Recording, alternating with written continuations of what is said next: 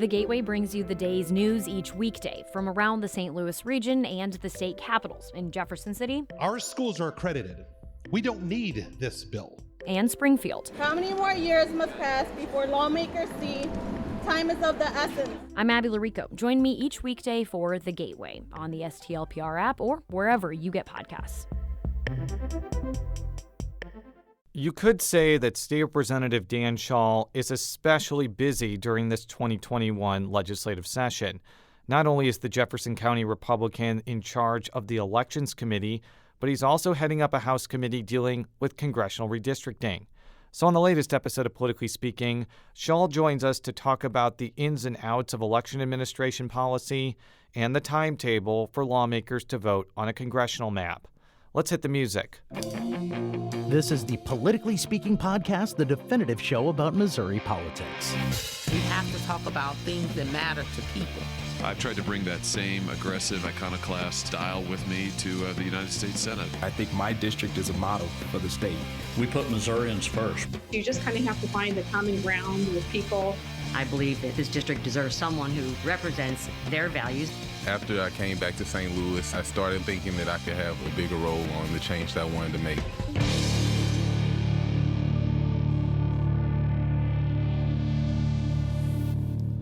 And welcome to Politically Speaking. I'm your host, St. Louis Public Radio political correspondent, Jason Rosenbaum. Joining me today, he is a Republican from Jefferson County and the chairman of two committees dealing with election and congressional redistricting that I am extremely interested in. Our guest today is Dan Shaul from Jefferson County. Glad to be with you, Jason. Thank you so much for returning to the show. We have a lot to talk about right now, so I'm going to get right down to it. There's a whole bunch of election administrative issues that have passed through the House over the last few weeks, including one that is sponsored by Representative Don Roan, a Republican from Southeast Missouri. Now, it went through your committee, and it does a number of things that I think we're going to talk about separately. What are some of the big highlights from this legislative package that has made it through the House and is now awaiting action in the Senate? You're absolutely right. There's a lot in the bill. The main two pieces that I specifically look at is no excuse absentee ballots, and then also the photo ID portion of it. Those two are the anchors to this bill, and everything else falls in place to support fair, transparent, and trustworthy elections. Well, let's talk about the photo ID measure first. For our listeners, in 2016, Missouri voters amended the Missouri Constitution to allow a government-issue photo ID requirement to vote. And there was legislation that was passed around the same time that was put on the ballot that explained the parameters behind this requirement. There was a Missouri Supreme Court case that many felt rendered that statutory change pretty much useless. Explain what you're doing in this legislation to make that requirement operable again. Well, as you said, the people passed the constitutional change overwhelmingly, and I think it was 70% or higher in Jefferson County and throughout the state. It passed overwhelmingly. And what we've done is we're trying to work with the Supreme Court to make sure that they feel it's constitutional. Everything what we've done. They kicked it out, saying that it was unconstitutional because of the affidavit part, and that gets into specifics. What we've done is we've taken that part out and reworked the bill to meet the needs of the Supreme Court, but still uphold the intent of the people, and that's what we have in House Bill 738. It was also passed on several other bills, all of which are in the Senate now. So what we've tried to do is work within the parameters that the Supreme Court has outlined. They said one portion was unconstitutional. We fixed that. And now we've sent it back to the Senate with that fix. And we hope they hold up to it. And we can pass House Bill 738 or any of the other companion bills that have that in it as well. And I think this is an important point for many detractors of the photo ID idea. Is it still in this proposal that if you don't have documents to get a government-issued photo ID, namely a birth certificate, that the state will pay for those documents to be procured? Yeah, that has always been in the statute, and it's remained in the statute. The Secretary of State has continually helped people get those ever since 2016. And I don't have the numbers in front of me, but they're I want to say over 1,000 people a year have been able to obtain the credentials that they need to have that state issued ID. And it's become commonplace that you need state ID or some type of photo ID to do almost anything now. People requiring COVID shots or requiring photo ID. So it makes sense to me and many in the House that we need to fix this to make sure the Supreme Court agrees and move on with the will of the people. I'm sure that you're well aware that whenever a photo ID requirement is proposed, Democrats loudly condemn it. And I think that it's gotten more attention than usual because there has been kind of a national movement against this type of idea. And they say that it's discriminatory against poor people, the elderly, minorities. What do you say when you hear that type of argument? I disagree with them. I don't think it's disenfranchising anyone. I think it's making secure elections, making sure that everybody's vote counts equally. And we've made sure that there's mechanisms in place. Even if you don't have an ID and you show up that day to vote, you're still going to be able to vote. It'll be a provisional ballot.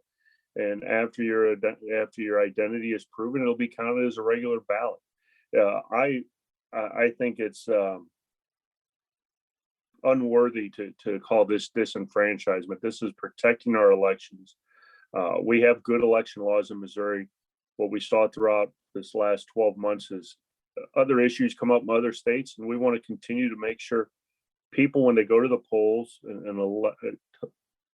to elect people in the state of Missouri, that they feel as though their vote counts, it's trustworthy and it's safe and it's effective. So I disagree with that, but it's something, you're absolutely right. We're going to hear that every time we bring this up. We're going to hear that, and I think the people in the state of Missouri spoke pretty clear in 2016 that they wanted this. Let's move on to the 3-week period where anybody would be able to go to a county clerk's office or an election authority building and vote absentee without an excuse if they show their photo ID. My question is, why not just make it no excuse for all absentee balloting, especially since county clerks and election officials across the political spectrum have said the excuse system in Missouri does not work. There's no way for people to know, and by people I mean election officials, to know if the excuse that's put down is real. And in reality, it could be scaring people not to vote absentee, thinking that they're committing a crime when they're not going to be in trouble for saying they're going to be out of town when they're really not. Like, why do only 3 weeks and just not make it no excuse for everything? Well, and that has been long the argument. One was, is the absentee process working for Missouri? That's been a big issue. Is it working? And I think the Republicans, myself included, feel as though election day is the pinnacle of our elections and you should vote that day. If you can't vote that day, we do have the absentee process. And I think it's fair now, realizing that they have concerns, the other side, and there's some concerns. We've decided on this bill, part of the compromises, that we'll go to 3 weeks, no excuse, and it'll have the photo ID in it. So it's kind of they don't like the photo ID. The Republican Party doesn't necessarily like the no excuse. No excuse for 6 weeks would be the same as early voting. And I think when you're that far out, 6 weeks, there's lots of things that can happen in the last 6 weeks before the election that can change one's decision on who they're going to vote for. And I think you could have seen that some of the things in this last election. There was a lot of news that was coming out the last few weeks, and I would rather the first 3 weeks of absentee be for people that have a true excuse or are on the permanently disabled permanent absentee list that that we'll be able to vote that entire 6 weeks on their normal ballot that they would normally get sent to them. So we think the 3 weeks is fair. I had many members of the committee wanting to take it to 1 week of no excuse. I thought it was fair to stick at 3. And we'll see how it works. And there's an opportunity that it could be adjusted in the future. And I thought this was a good compromise between the Republicans and Democrats on our committee and those who had power to help craft this bill behind the scenes. It was something we came to compromise on. It's something that I think was very good. Do I like it completely, Jason? No. But I also feel very strongly about photo ID. So it's a compromise. And because of that, I think this is a good bill. So I had the chance to talk with Secretary of State Jay Ashcroft on April 6th. We talked about a whole bunch of topics that the material from it is going to be strewn over a couple of weeks in various stories. This is what he had to say about why he preferred to have a 3-week window for in-person, no excuse absentee voting as opposed to getting rid of the excuse system altogether. Well, I would suggest that I think we're better off when people vote on Election Day in person. Obviously, moving from we're trying to incentivize people to vote in person, even with this legislation. I'm not a fan of early voting.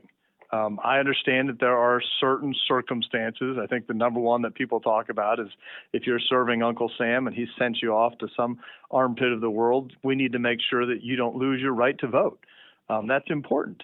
But, early voting, it helps incumbents. It doesn't give us a clearer picture of what the people want because circumstances change as people are voting. If you have ballots that are not done in person, those are ballots that then have to be messed with, that have to be worked with by someone other than the voter, which always brings in concerns about whether or not changes will be made intentionally or not, or something gets dropped or the post office doesn't deliver it on time. So I'm a big believer in that in person. I'm a big believer in limiting the number of people that vote early as long as we make sure that people have a great opportunity to vote under the rules. So I think that the reason why there was a expanded absentee ballot access in 2020 is pretty obvious. The COVID-19 pandemic was raging, and it's very possible by 2022 that the pandemic is at a much, much, much lower level than it is even now. But I guess my question is, does what you're saying and what Secretary of State Jay Ashcroft's saying take away Democrats from the legislature? Is that going against what county clerks and election officials want? Because my understanding, as I mentioned in the first question, is they would rather just go to no excuse absentee and just be done with that system altogether. What have you heard on that front? Well, the clerks certainly have made it clear that they would prefer to go to no excuse for the entire 6 weeks.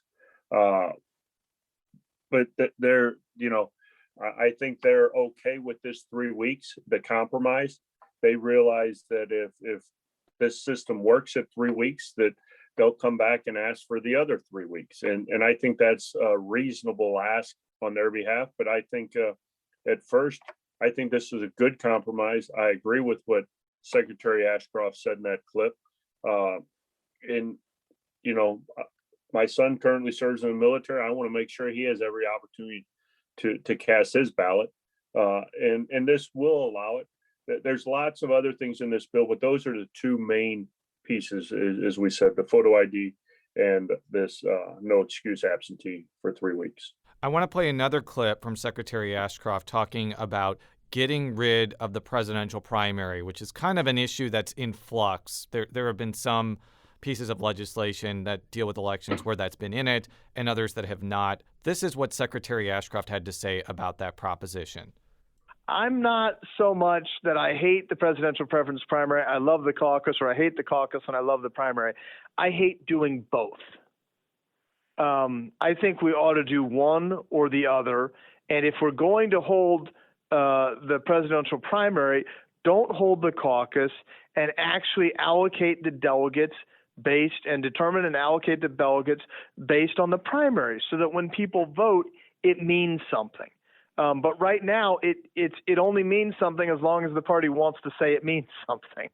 So on its face, it may seem like a jarring proposition to get rid of the presidential primary where a lot of people come out and they vote in it every 4 years. But my understanding is the clerks either want to get rid of it or they want to move it to the same day as the municipal election cycle because it costs a lot of money to do this. I've heard it costs like $6 million or so.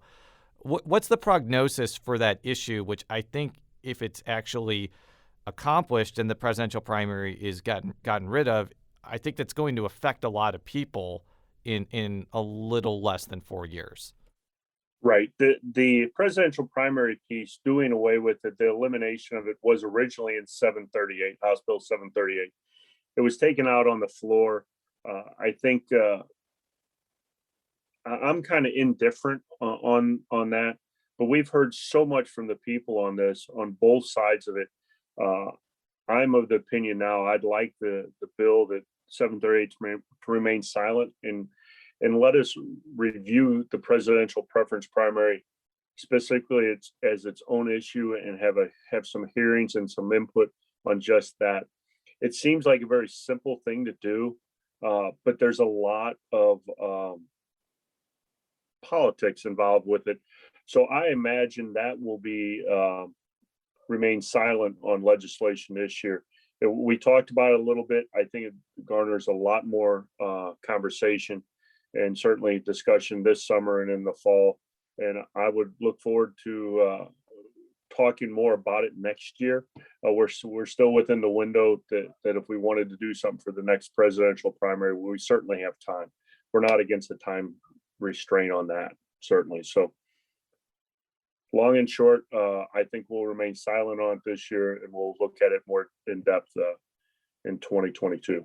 So another issue that is not part of the legislation we were just talking about, but it has been percolating around the legislative process, is changing the initiative petition process. So that's either increasing the amount of signatures required to get something on the ballot, or requiring, say, like a supermajority vote, like 66.7%, to pass a constitutional amendment. And this comes along when this comes at a time when there's been this really fierce debate in the House about the whole issue of Medicaid expansion and whether the constitutional amendment that passed last year requires funding for it, which we talked about on a previous show with Representative Cody Smith.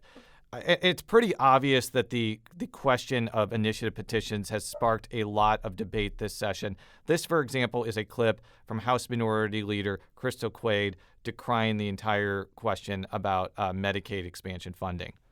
This fight is so unnecessary and little more than a destructive temper tantrum by petulant children who didn't get their way. Missouri voters support expansion. Every medical organization and patient advocacy group in the state supports expansion. Even the Missouri Chamber of Commerce, as Republican as an organization as there is in our state, supports expansion. What House Republicans are doing is fiscally irresponsible, morally reprehensible, and completely indefensible. Basically, beyond just the fact that the Democrats want to expand Medicaid, they feel that not following through on this is, quote unquote, going against the will of the people. As somebody who has heard that argument many times, I'd like you to respond to that. And what do you make of a lot of the legislation we talked about that would change the initiative petition process? Yeah, two things. The Medicaid expansion, the people voted to approve it, and we understand that, but they didn't tell us how to fund it. And systematically, I'm sure Budget Chair Cody Smith on your previous show explained that where are we going to take the money from? So that's a question. It's two separate issues. The IP reform that is before before the Senate would make sure that the IP, anytime you do an initiative petition to change the Constitution of the state of Missouri, which has been changed so many times, much more than the federal Constitution, if you're going to change it through initiative petition reform, it's going to be held to a higher standard. Currently, you need 6 of the 8 congressional districts to gather signatures of 8%. That's currently what is required. What we propose is that you go to all of the 8 so that every congressional district has input on a constitutional amendment for the Constitution of the state of Missouri, and that it goes from 8% to 10%. We think those are very reasonable numbers. Currently, one could go basically down the I-70 corridor and get all the signatures you need for an IP reform to change the Missouri state constitution. And you wouldn't even have to touch Congressman Smith or Congressman Graves' district. And if you look at those 2 districts, represent 60% of geographical area in the state. And if you're going to exclude those 2, I don't think you should be changing the Constitution of the state of Missouri.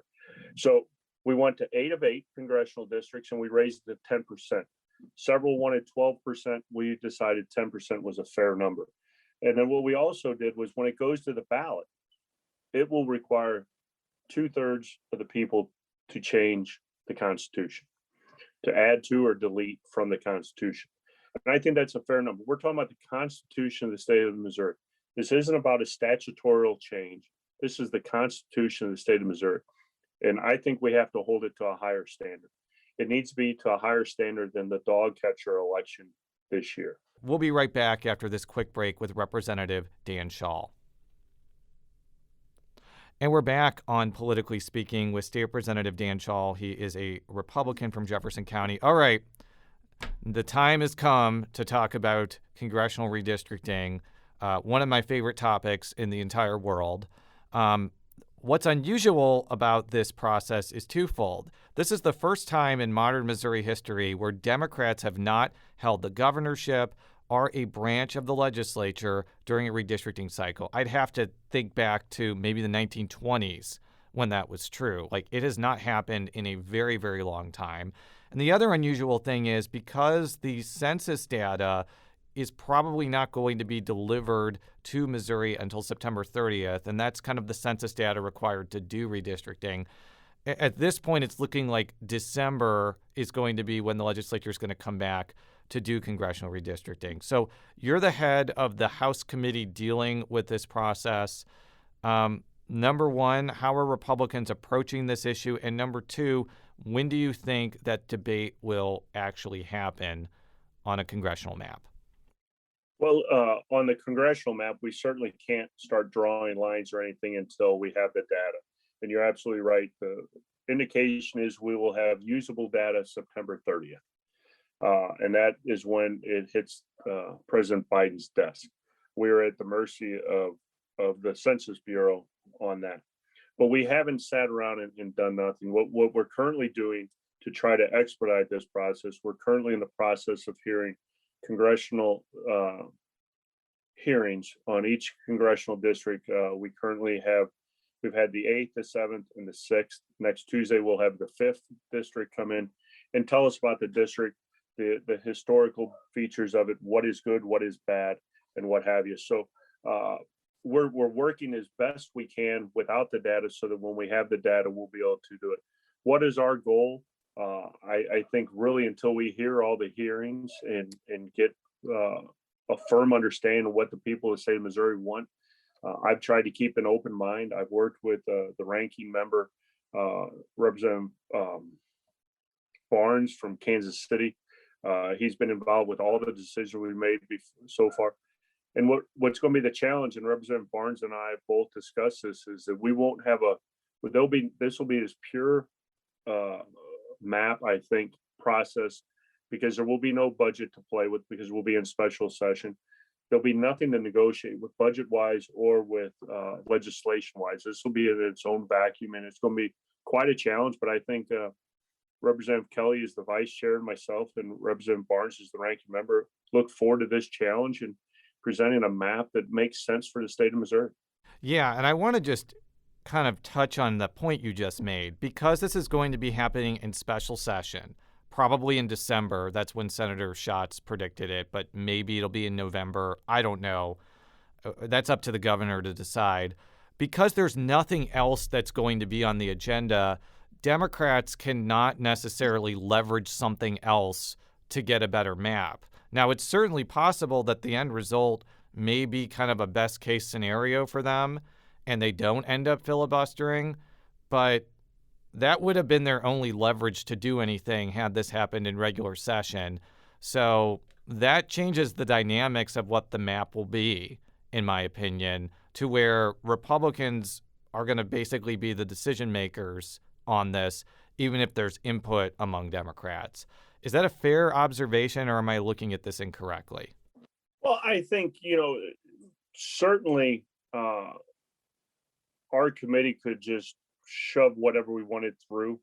But I think if you've looked at the body work I've done as election chair the last 3 years, and now as chairman of redistricting for the congressionals, is I've always tried to incorporate and come up with what's best for Missouri. And we always start our meeting with fair, transparent, trustworthy elections. And I believe our committees, both committees, are committed to that. And, and the thing we have to remember also is whatever we pass will probably be challenged in court. So is it, if we get too greedy, if we draw something that appears to be gerrymandered, that's a problem. And my goal is to make sure that we put something that we can both live with, both parties, and that it's fair for Missouri and that the courts would uphold it. That's our goal. And we'll see how this fall goes. It's going to be very intense, and there's going to be a lot of pressure on us to get done because filing is in February. And not only for us, but also for the other committee that the governor puts together for the House and Senate districts. There's a lot of pressure on them as well. From what I've heard from a number of Republicans in Missouri, I think that there is one goal that they clearly want, and that is to make the 2nd District more Republican. How that happens is kind of an open question. Do you add all of Jeffco or more of Jeffco? Do you add all of St. Charles? Do you put all of St. Charles in the 3rd? Like, there's 100,000 different possibilities. I don't want you to be hypothetical there. The other thing that I've heard on what's lovingly known as election Twitter is that the Republicans want to take Emanuel Cleaver's 5th district and turn it into a Republican district somehow. Now, I have been very skeptical that that's actually going to happen because doing that could make Congressman Sam Graves' district and Congresswoman Vicky Hartzler's district more Democratic. And then in a wave Democratic year, when you think you have a 7-1 map, you actually have a 5-4 map. Have people talked about those types of things to you, or are these completely wacky scenarios that are just being told to you for the first time? No, I think that there's lots of conversation. And for me to tell you, no one's talked to me about all these different scenarios. I think I've heard almost every possible scenario there is. I've reminded the committee and members, even when we're not in committee, make sure you keep an open mind. Be careful what you ask for. Also, Senator Talent taught me this once. He said, be careful what you ask for because you might just get it. And that would be the scenario you're talking about. If you go for broke and try to really get something, you be careful because the voters may come back to haunt you. So not only do we have to look at what's best for the state of Missouri for the 2022 election, we also have to worry about what's best for the state of Missouri in 2028, 2030, 2032, and beyond. So this isn't just let's fix it for today.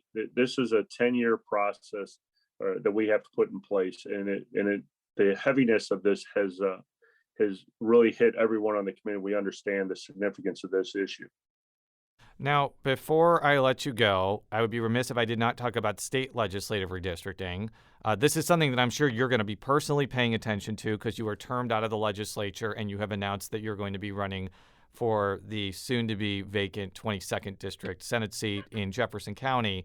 But the issue that you and a lot of other potential legislative candidates have is because of the way the timeline is for Amendment 3, which set up which basically repealed the Clean Missouri system and replaced it with a system where committees get first crack at the maps, and then if the committees deadlock, it goes to appellate judges. And then even after that, it could go to court and be changed further. It's very possible that the state legislative maps may not be set in stone until the end of first quarter 2022, and the filing period may have to be shifted most likely to April. I know this is kind of speculative, but because the state legislative committees have almost always deadlocked, this is not an out of the question possibility that the maps may not be done in time. What have you heard about moving the filing date, and do you think that that's something that can be done either later this year in a special session or maybe early next year when it's going to be clear that the maps are not going to be completed? Well, certainly we've had discussions on the timeline for both the congressional redistricting and the state redistricting. And as chairman of elections, that is a concern of ours. We have talked about it in some smaller meetings, just side conversations. And we are looking at the timelines to see if and when we have to make that decision about that. Right now, it is my hope, and I think the hope of everyone, that we don't have to change filing, because filing was put there for a reason. One, it was to allow candidates opportunity to really position themselves best for the primary. And when you start reducing that timeline, I think it detracts from the process. So we're going to do everything in our power to try to get as much work done so that we can be ready for when the census data comes, so that we can have the process play out in a fair manner and get a good result. And then if at some time this fall, we decide that those timelines aren't achievable, we'll take the appropriate action. But to say that the state isn't aware of that would be false. We are completely aware. We know that's out there. But right now, I would not be in favor of changing something right now, because we might have to change it again. And we want to provide some security and some certainty for when that's going to be when we announce that. Well, hopefully you're aware of this, because I wrote a pretty lengthy article about it. But I'm not sure that everybody in Missouri reads St. Louis Public Radio's coverage, and I'm not offended by that. On that note, Representative, thank you so much for joining us today. I will definitely be checking back with you often, especially once congressional redistricting kicks into high gear. For all of our stories, stlpublicradio.org. Follow me on Twitter at @Rosenbaum. And I don't think you're on Twitter, but how could people learn more about the redistricting committee process? Because I'm sure there are going to be people that are going to want to follow that over the next few months. Well, every Tuesday and Thursdays, we currently have committee meetings dealing with each of the congressional districts. I do have a Twitter account, but I'll be honest with you, I don't use it very often. I just really use it to look at people. The main thing is, Jason, I would suggest people follow you and other news sources that they trust. You do a good job of reporting on this, and certainly call our office, talk to us, talk to your state rep, your state senators. Everything we do, all the testimony that is before the committee is available on the state website underneath our special committee on redistricting, and reach out to your representatives or your senators. That's what we're there for, is to answer your questions. So I would look forward to people calling our office or emailing or what have you, and we'll get them the information, or at least provide what comments we can. And what I want to do is hear what the people have to say. Be engaged. This is one of the most important things that will happen over the next 10 years. And I'm not just saying that to suck up to our guest. Redistricting does matter for a whole host of reasons that we'll be talking about in excruciating detail over the next year. Thank you very much. And until next time, so long.